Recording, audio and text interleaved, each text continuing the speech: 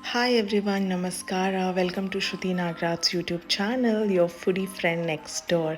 So yes, ಇದು ನನ್ನ ಮೊದಲನೇ ವಿಡಿಯೋ ಆಗಿರುತ್ತೆ ಯೂಟ್ಯೂಬ್ ಚಾನಲಲ್ಲಿ. ಏನೇ ಒಂದು ಸಣ್ಣ ಪುಟ್ಟ ತಪ್ಪಿದರೆ ಕ್ಷಮಿಸಿ.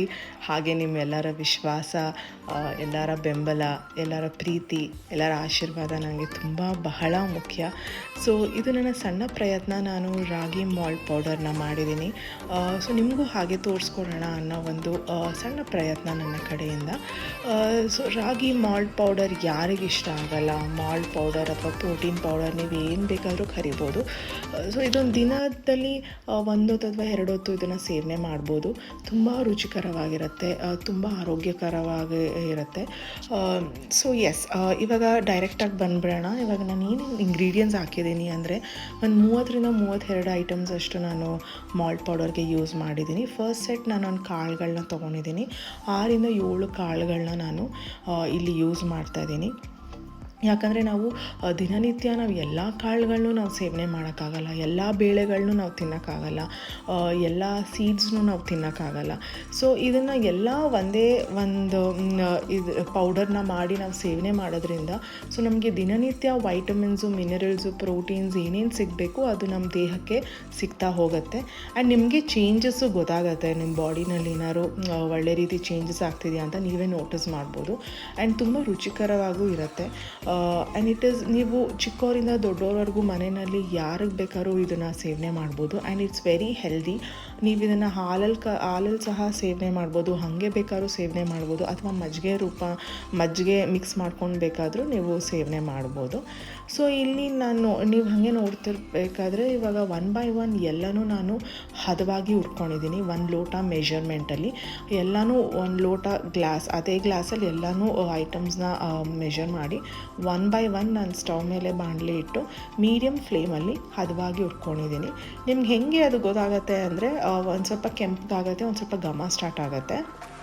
ಆವಾಗ ನಿಮಗೆ ಗೊತ್ತಾಗುತ್ತೆ ಓಕೆ ಇದಾಗಿದೆ ಅಂತ. ಸೊ ಒಂದು ಪಾತ್ರೆಯಲ್ಲಿ ಎಲ್ಲನೂ ಟ್ರಾನ್ಸ್ಫರ್ ಮಾಡ್ತಾ ಬನ್ನಿ. ಸೊ 1 by 1 ಹುರಿಬೇಕು, ಎಲ್ಲನೂ ಮಿಕ್ಸ್ ಮಾಡಿ ಹುರಿಬಾರ್ದು. ಸೊ 1 by 1 ಎಲ್ಲನೂ ಹುರಿಬೇಕು.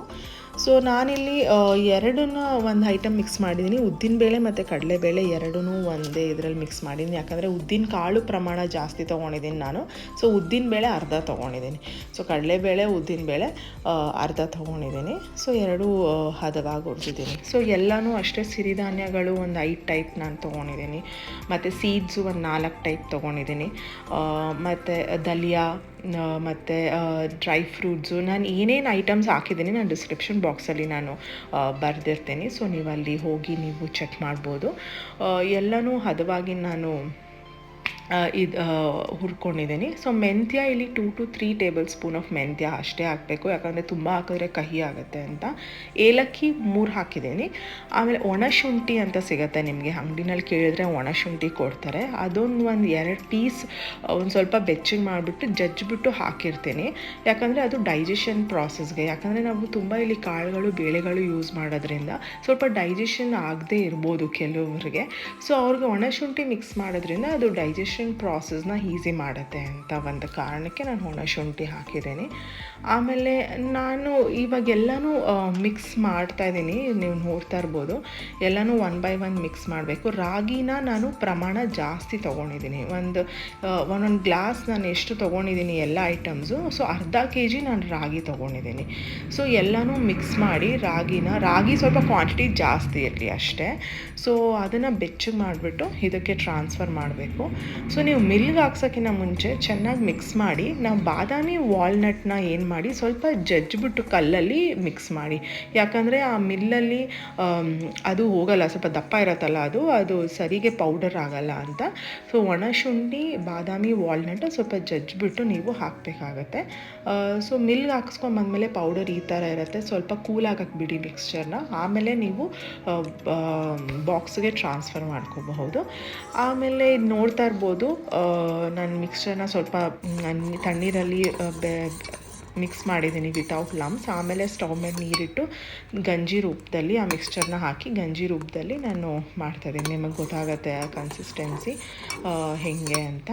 ಸೊ ಇದನ್ನು ನೀವು ಹಾಗೇನಾದರೂ ತೊಗೋಬೋದು, ಅಥವಾ ಹಾಲು ಮಜ್ಜಿಗೆಯಲ್ಲಿ ಮಿಕ್ಸ್ ಮಾಡಿಕೊಂಡು ನೀವು ಸೇವನೆ ಮಾಡ್ಬೋದು.